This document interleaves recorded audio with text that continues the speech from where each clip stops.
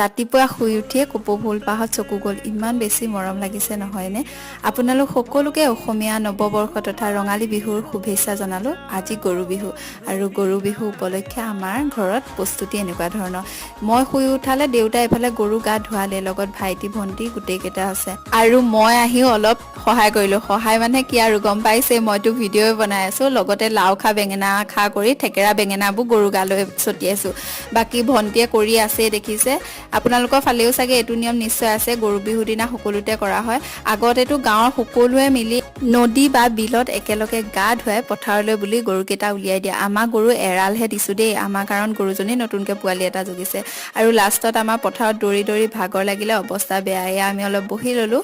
ঘৰ আহি দেখিলোঁ যে মাছ লৈছে দেউতাই আৰু ধুনীয়াকৈ মাছ বাচি আছে দেখিছে। তাৰপিছত দেউতাই ইয়াত টিকনি বৰুৱাডাল ঘৰত লগাই দিলে আৰু এইফালে পোৱালি কেইটা ওলাই আহিছে বিহুলৈ বুলি। আজিলৈ ইমানে আছিলে, বাই বাই।